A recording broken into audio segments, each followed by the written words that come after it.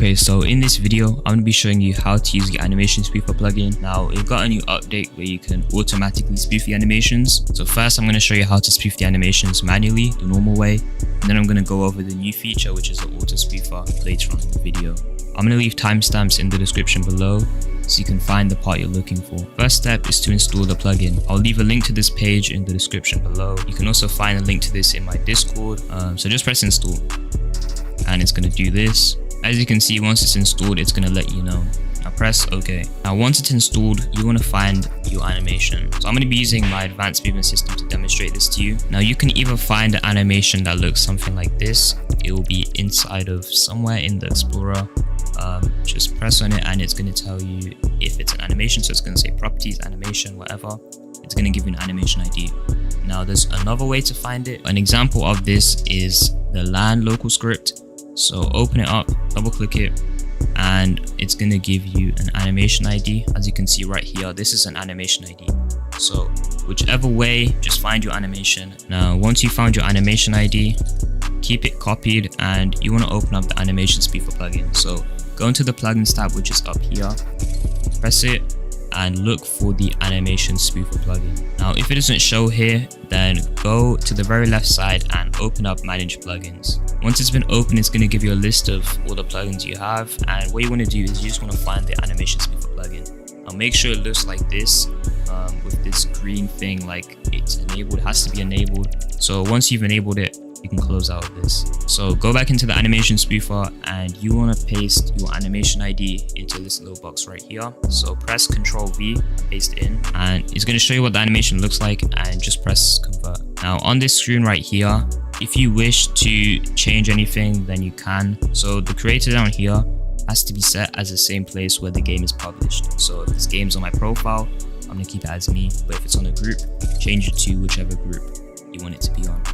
Now if you want to change the animation priority, then you can close out of this box right here, press discard. Now in the properties, it's going to show you priority. You can just change it here, but I'm not going to change it. And you can also change if it's looped or not. So you can do everything inside of here. Now if you've made any changes, you can go back into here and press convert again. All the changes are going to apply, so then you can just press submit. And then once you press submit, you're going to be on this screen.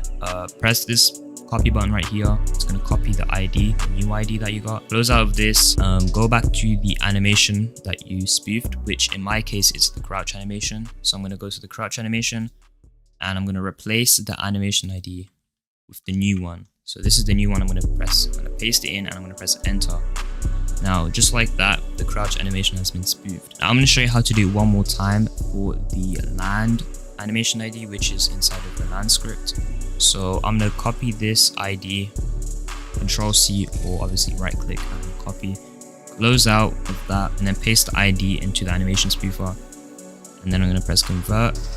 If you want to change any properties, you can do so here. And then I'm going to press submit,